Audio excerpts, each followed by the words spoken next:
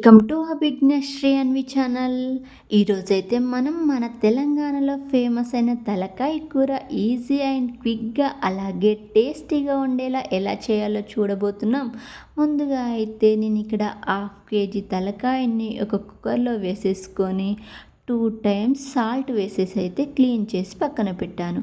ఇప్పుడు 1/2 table spoon కారం, 1/2 table spoon ఉప్పు, కొద్దిగా పసుపు వేసేసి ఒక 300 ml వరకు వాటర్ అయితే యాడ్ చేసేసి మూత పెట్టేసి స్టవ్ ఆన్ చేసి ఒక 5 to 6 విజిల్స్ వచ్చేంత వరకు అయితే ఉడికించుకొని ఇప్పుడు స్టవ్ ఆఫ్ చేసి పక్కన పెట్టేసుకోండి.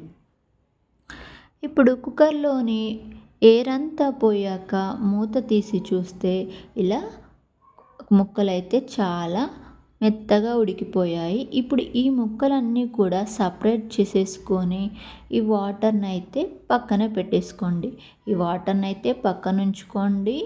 ఇప్పుడు మరొక పక్కన స్టవ్ ఆన్ చేసి కడాయి పెట్టేసుకొని 2 టేబుల్ స్పూన్ల ఆయిల్ వేసేసుకొని ఆయిల్ హీట్ అయిన తర్వాత ఉల్లిపాయ ముక్కలు వేసేసుకొని ఫ్రై చేసేసుకోండి.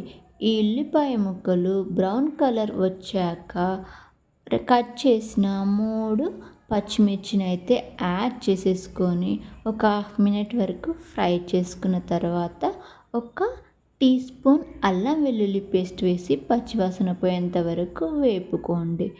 నెక్స్ట్ 1/2 టేబుల్ స్పూన్ పసుపు వేసేసి బాగా మిక్స్ చేసేసుకొని ముందుగా మనం సపరేట్ చేసిన తలకాయ ముక్కలను అయితే యాడ్ చేసేసుకొని బాగా కలిపేసుకోండి. ఇలా కలిపేసిన తర్వాత ఒక టీ స్పూన్ సాల్ట్, 3 టీ స్పూన్ల కారాన్ని అయితే యాడ్ చేసేసుకోండి.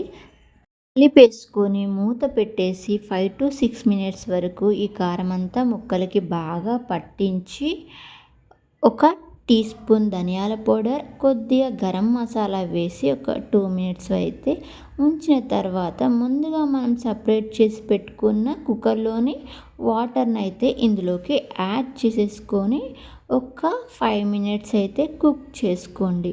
ఈ వాటర్ అయితే దగ్గరికి వచ్చిన తర్వాత కొద్దిగా చింతపండు రసాన్ని అయితే యాడ్ చేసేసుకోండి. మీకు పులుపు ఇష్టం లేకపోతే ఈ చింతపండు రసాన్ని అయితే స్కిప్ చేసేసుకోవచ్చు.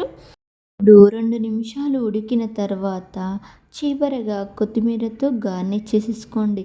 ఈ తలకాయ కర్రీ ఇలా గ్రేవీగా ఉన్నప్పుడే స్టవ్ ఆఫ్ చేయండి. చల్లారిన తర్వాత కొంచెం చిక్కగా అవుతుంది. లేదంటే మీకు మరింత చిక్కగా కావాలంటే మరో 2 నిమిషాల పాటు ఉంచేసుకోండి. అంతే.